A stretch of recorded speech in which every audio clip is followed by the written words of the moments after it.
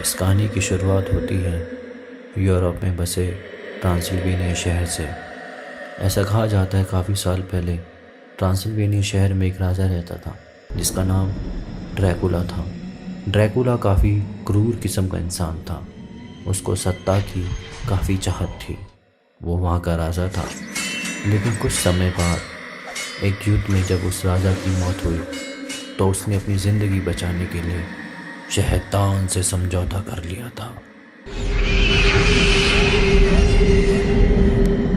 कुछ समय बाद वहाँ रहने वाले कुछ बच्चों ने एक प्लान बनाया कि वो उस राजा की हवेली को देखने जाएंगे, और वो भी रात में। James, Jody, Jack, Adam and Shaun, इन 5 दोस्तों ने फैसला किया उस महल में जाने का। जिसमें से जेम्स ने कहा, यार तुम लोगों का प्लान तो काफ़ी ज़्यादा डरावना है, मुझे इन चीज़ों से दूर रहना चाहिए। लेकिन जैक ने बोला, तू खामखा का डर रहा है यार, तू चल ना, वहाँ इतनी इंटरेस्टिंग चीज़ होगी, हमें शायद काफ़ी चीज़ें देखने को मिले, और क्या पता हमें ड्रैकुला मिल जाए।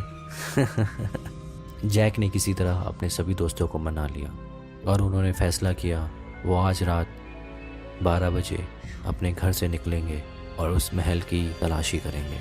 वो ये जानना चाहते थे कि उनके शहर में जो बातें चलती थी ड्रैकुला की, वो कितनी सच है। जैसे ही वो लोग महल के पास पहुँचे, एडम को कुछ नेगेटिव वाइब्स आने लगी।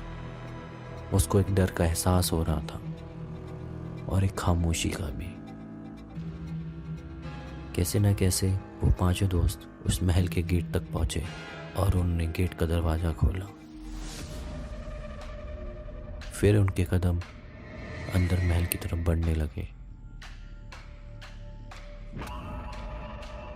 और उन्होंने महल का दरवाज़ा खोला और अंदर चले गए।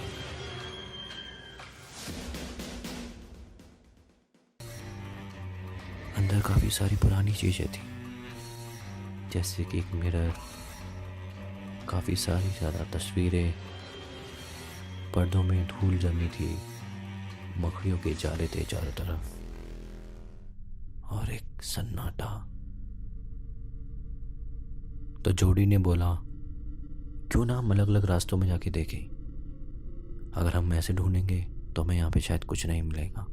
तो उन्होंने फैसला करा, तो जेम्स जाएंगे बेसमेंट में, जॉडी बेडरूम में, और एडम्स थोड़ा डरा हुआ है तो मैं एडम्स के साथ जाऊंगा, और शॉन जाएंगे किचन की तरफ। शायद इन बच्चों को नहीं पता था ये अपने एडवेंचर के चक्कर में कुछ ना कुछ गलत कर रहे हैं। जेम्स जैसे बेसमेंट के अंदर घुसे, उन्हें वहाँ पे काफ़ी सारी पुरानी चीज़ें दिखी, जिसमें से एक पियानो भी था, काफ़ी ज़्यादा फर्नीचर, इतनी सारी पुरानी चीज़ें थी, उनको समझ नहीं आ रहा था वो थी क्या। वो जैसे और अंधेरे के अंदर गए तो वहाँ से उनको चमगादड़ निकलते हुए नजर आए।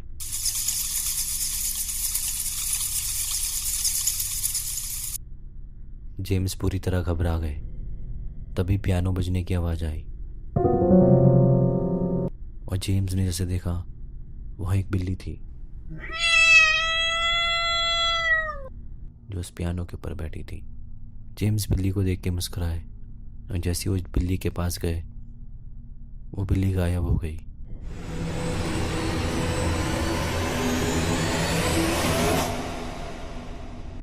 तभी उन्हें कुछ ऐसा लगा और कोई उसके पीछे खड़ा है। जेम्स जैसे पीछे मुड़े, वहां ड्रैकुला था।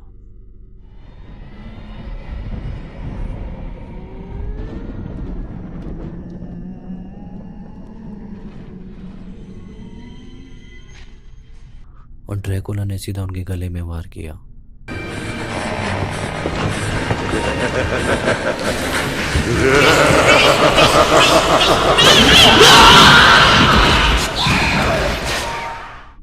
जेम्स वहां मर चुके थे। उसके बाद शॉन जो किचन में थे, उन्हें एक सिंक दिखा। वो इस सिंक के पास गए, उन्होंने सिंक का नल खोला। उसमें से जो निकला वो देखकर शॉन के होश उड़ गए।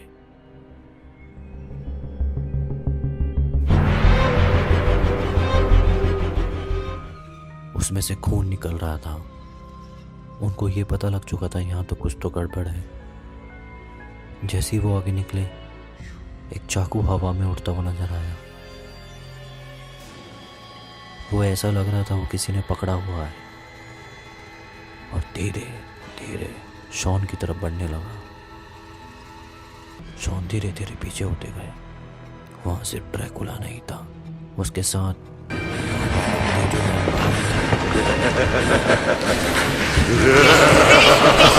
शॉन की आंखें फटी की फटी रह गई, और वो चाकू सीधा शॉन के पेट में जाके गया।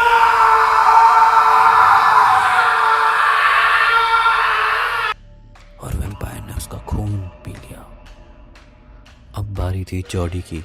जॉडी को बेडरूम में ड्रैकुला के काफ़ी ज़्यादा चीज़ें मिली, लेकिन उस रूम में इतना अंधेरा था, उनकी मोमबत्ती भी ख़त्म हो रही थी। उनको ऐसा लगा अंधेरे में उनको 2 आंखें दिखी। जॉडी का डर बढ़ने लगा, और अगले ही पल वो 2 आंख 6 आंखों में बदल गई।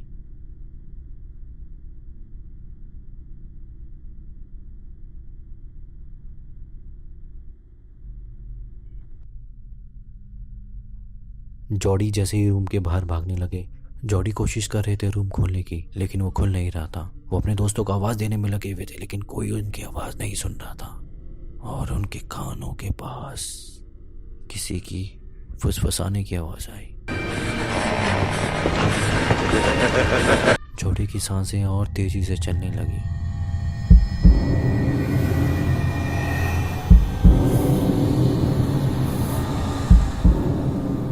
जॉडी घबराए हुए थे। जॉडी को समझ नहीं आ रहा था ये चल क्या रहा है। वहां ड्रैकुला और उनकी वाइफ थी।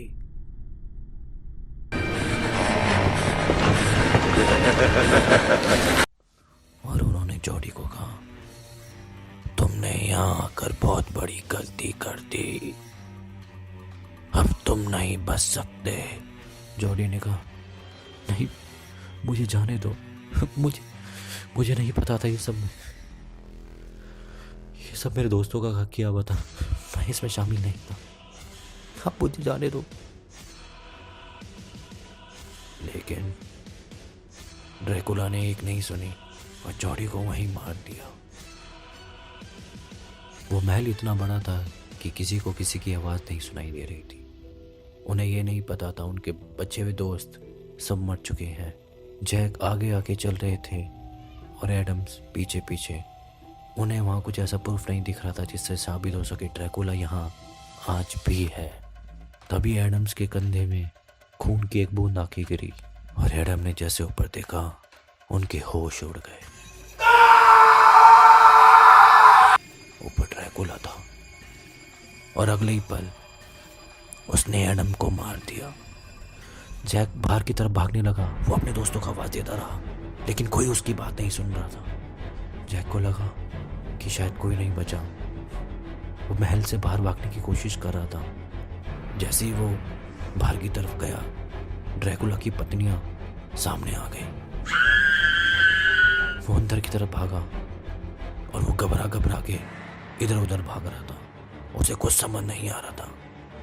तभी उसकी टक्कर ड्रैकुला से हुई, और ड्रैकुला ने कहा, अब तुम कहीं नहीं भाग सकते।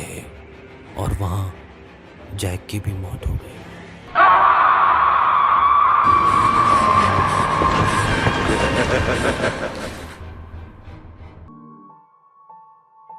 Hi, this is Gaurav, and thank you so much to listen this story. And I hope you like this story, and if you really like it, to definitely share your friends and family and your closest ones. I really appreciate for this. Thank you so much, really. Thank you.